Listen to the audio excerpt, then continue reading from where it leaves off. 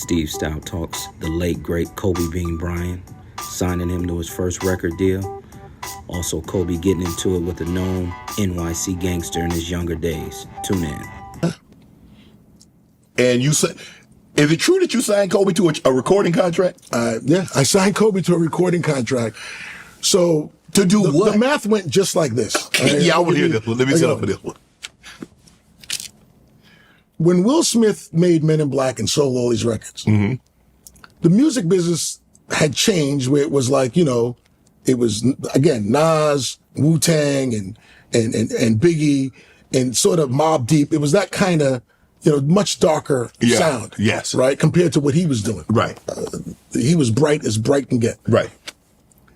You talking about Will or Kobe? I'm talking about Will. I'm talking about Will right now. Yeah, yes, okay. So I'm like, if this guy, and he rapped over a sample and it became super pop and successful, I'm like, if we can do that, just maybe, but hold on, Shaq just did it.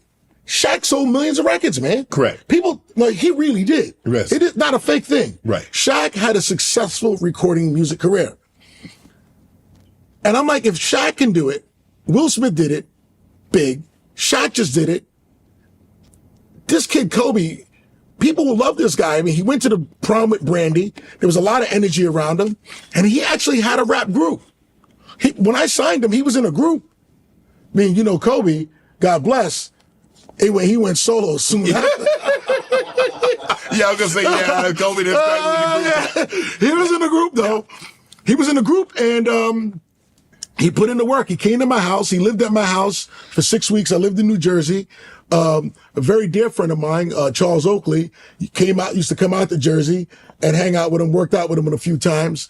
And Kobe was we would, in the morning, get up. I got him to go to this local gym. He would shoot 1,000 shots. Then he had these tapes. It was Michael Jordan going left, Michael Jordan going right. So it was just, the tapes were split of Jordan moving left, Jordan moving right, Jordan guarding people going left, Jordan guarding people going right. And he'd watch it for hours. And then we would go to the studio and record. That was his routine every single day. I learned a lot of discipline, from a young man. I thought I was pretty disciplined and doing my thing. And I seen another level of it with him. Very, very special talent. I could talk about him for hours because during that period of time when I got to know him, he wasn't really into having a lot of friends. A lot of people never got a chance to get deep get a chance to get close to him because he was closed off like that. And for years, man, we would speak all the time. I mean, we became very, very close friends. So obviously it was unfortunate. I took him to Rucker Park. He played in Rucker Park, man. And he wanted to play because all these NBA guys go to Rucker Park. It's like, you know, you got to play in the Rucker. It's like a rite of passage. Yeah. And we go out there. And I gave him to my man. I didn't have a team. Irv Gotti grew up in my neighborhood. I let him play for Irv's Murder Inc. team at the time. And he goes out there and all the guys are there. And he starts putting on a show, Shannon.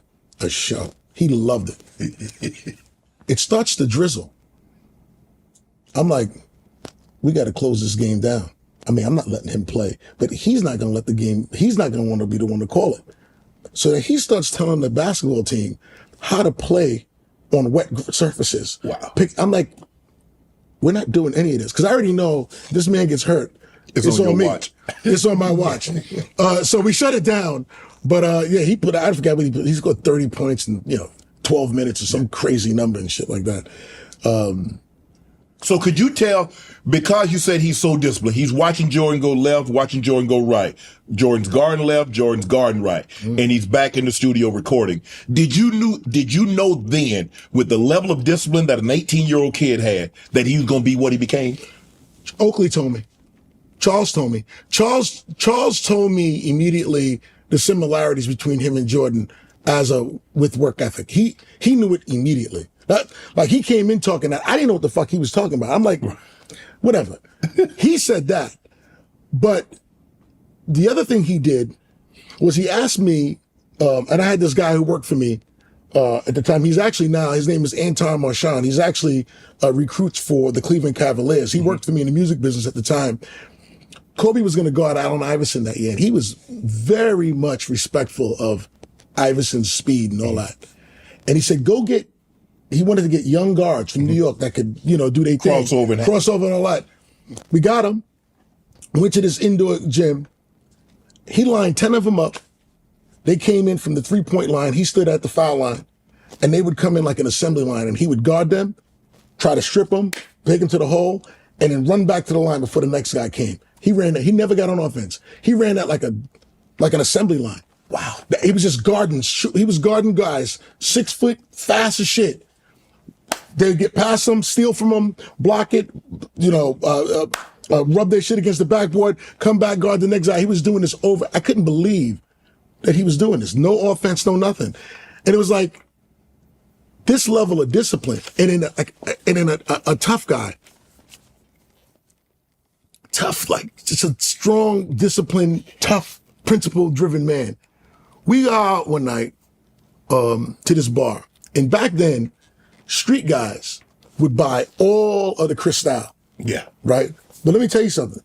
They're buying the Cristal because what they want is, assuming, not because they are drinking all of it, if somebody comes in and you order Cristal, you got to check in. Good. You got to check in. So I ordered a Cristal. He's not even drinking. Kobe's not drinking at all back then. He was not drinking alcohol at that time. Guy says, I have to check in.